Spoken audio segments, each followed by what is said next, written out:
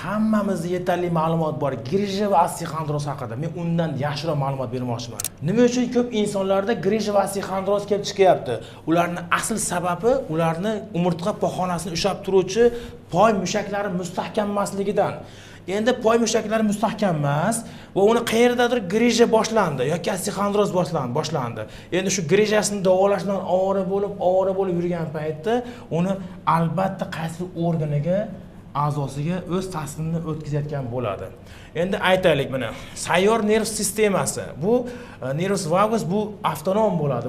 Buni siz boshqara olmaysiz. O'pka, yurak, buyrak, yo'g'on ichak hammasi o'zi ishlovchi organimizni boshqaruvchi nerv sistemasi bo'ladi bu. Endi qarang, oddiy misol, o'timizda bir muammo bo'ladigan bo'lsa, o'tdagi toshmi, dimlanishmi, tuzmi, nima bo'lishidan qat'iy nazar, u bir kun oshqozonga, bir kun jigarga, bir kun o'pkaga, bir kun yo'g'on eshakka o'z ta'sirini o'tkazmasdan qo'ymaydi. Endi qarang, siz o'tni esdan chiqardingizda, siz mana shu og'riyotgan oshqozoningizni davolashdan ovora bo'lib yuraverasiz yoki ichingiz qotsa, klizma qilasiz yoki bir dori-darmon ichasiz.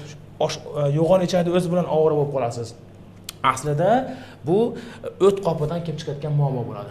O't qopiga qayerdan bularga ta'sir o'tkazyapti? Yana shunga qaytamiz. Sayyor nerv sistemasi. Endi bu o't qopidan dimlashdan nima sabab bo'lyapti? Birinchi o'rinda asab. Asabingizni tinchlantiradigan bo'lsangiz, o'zingizni xotirjam his qiladigan bo'lsangiz, albatta o'tda dimlanish bo'lmaydi va bu shuncha muammo kelib chiqmaydi. Endi qarang, sizning poy mushaklaringiz mustahkam bo'ladigan bo'lsa, siz sog'lomlashtirish mashqlarini, umurtqa mashqlarini o'z vaqtida bajaradigan bo'lsangiz, sizda asab buzilgan taqdirda ham juda ham kamdan kam holatda bu organlaringizga o'z ta'sirini o'tkazadi. Misol uchun mana doskaga chizib qo'ygan suratimizdan o'zi tushunib yetgan bo'lsangiz kerak. Umurtqa pog'onasini ichidan ham, tashidan ham, ostidan ham, ustidan ham qon tomirlar, nerv tomirlari butun tanamiz bo'ylab bog'lanib o'tgan. Siz bitta shu umurtqangizni tiklash mobaynida butun organizingizni katta bir xavfdan qutqarib qolishingiz mumkin.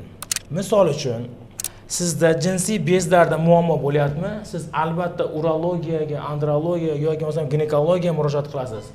Sizda balkim mana shu yerda muammo bo'layotgan bo'lishi mumkin-ku. To'g'rimi? Lekin Kegel mashqlari degan narsalar bor.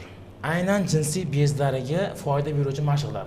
Agar o'sha Kegel mashqlarini umurtqa pog'onasini ko'tarib turuvchi poylari bilan birgalikda bajaradigan bo'lsangiz, ham shuncha organlar saqlash bilan birgalikda jinsiy bezni o'z joyiga tiklab olishingiz mumkin. Va shu bilan birga buyraklarimizni ham. Buyraklarimiz ham xuddi shunday umurtqa pog'onasiga bog'liq bo'ladi.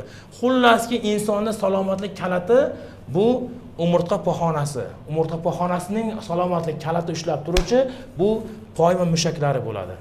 Umurtqa pog'onasini ushlab turuvchi, mustahkam qilib turuvchi bu bizni poy va mushaklarimiz bo'ladi. Qabziyatga keladigan bo'lsak, qabziyat albatta asabga bog'liq. Birinchi navbatda asabdan tashqari va nervus vagusga bog'liq bo'ladi. Agarda yo'g'on ichidagi muammodan, ya'ni qabziyatdan o'z vaqtida qutulmaydigan bo'lsangiz, sizni nimalar kutyapti? Birinchi navbatda qonda infeksiya, qon ifloslanishi, bakteriyalar va gemoroylar. Qonda infeksiya bo'lishi bilan birgalikda jigarda muammo bo'lyapti. Jigarda muammo bo'ldi degani butun tanangizda muammo bo'lyapti. Chunki sizning qoningizda infeksiya borda, bakteriya borda. Shuning uchun hammasidan qutulish uchun birinchi navbatda qabziyatdan qutulish kerak. Zo'r gap aytaymi? Bu hali boshlanishi. Shular haqida savollaringiz bo'lsa, kommentariyaga yozing.